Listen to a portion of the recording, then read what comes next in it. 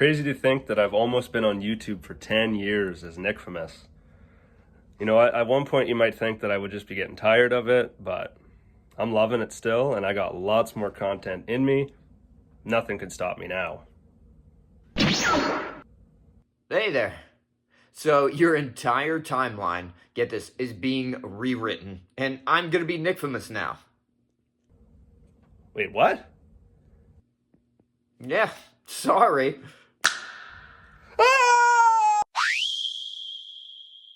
Hey guys, it's Nickfamous here, back with another Mortal Kombat 1 video. I enjoy doing these character essay type of videos, so I figured it was about time for a new one. Today I'll be discussing Hanzo Hasashi and how Mortal Kombat 1 has basically erased him from relevance and all of the great character development he's had over the years with him.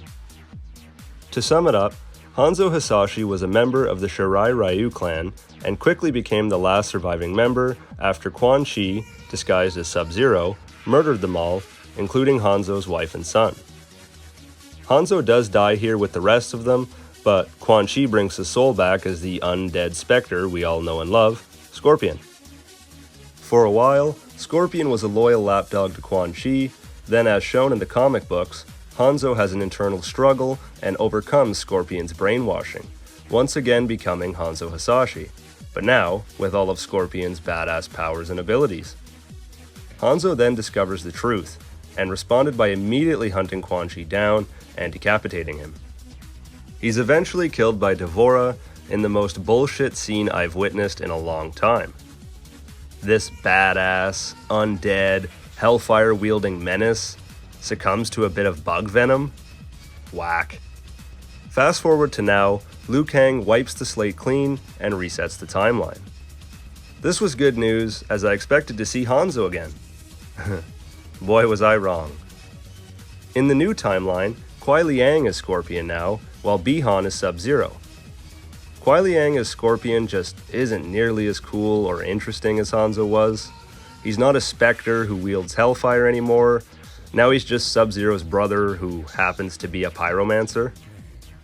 He turned from a greatly developed anti-hero to just an all-around decent guy, leaving the Lin Kuei due to Sub-Zero's selfish and evil ways.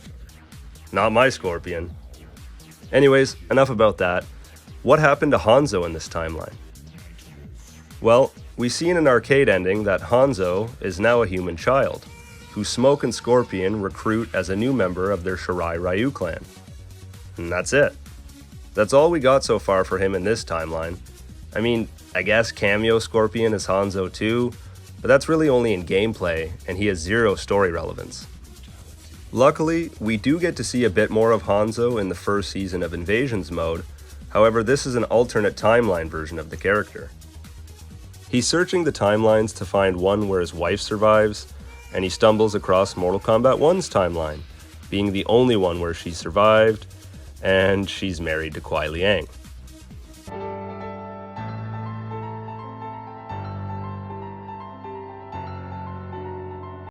This of course enrages Hanzo, and he vows to burn all the timelines to the ground, as if he can't have Harumi, nobody can. I really enjoyed this storyline, and the skin we got for Hanzo was really badass. This was cool and all, but still not really what any real Scorpion fan wanted. I've read some theories online that Hanzo could be Noob Saibot in this timeline, or even that he's Takeda, but neither of those add up with the tower ending that we see. Takeda definitely doesn't make sense, as his name is Takeda Takahashi. That's not a moniker, that's his actual legal name, not Hanzo Hasashi.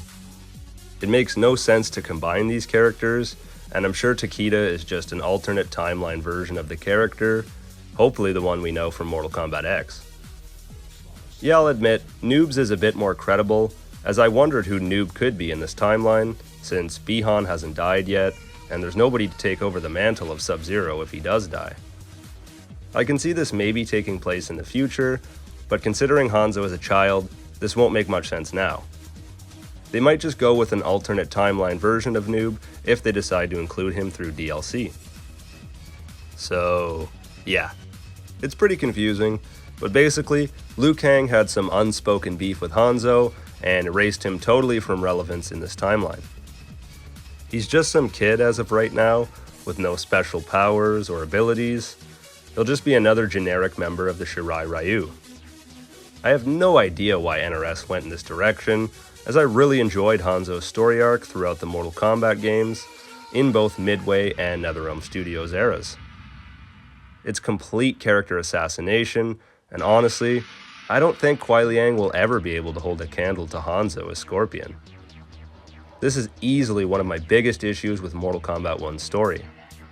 They spent so many years developing Scorpion and Hanzo, only for them to randomly make this decision to backseat him and have him only appear in some brief tower ending. I felt no connection to Kuai Liang in this game, and not only did they screw Hanzo over, but they kinda screwed Kuai over too. He was a much better Sub-Zero, and I actually enjoyed his character better when he was Sub-Zero.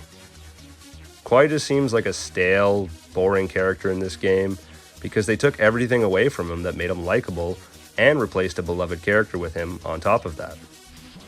And that's been the Erasure of Hanzo Hasashi.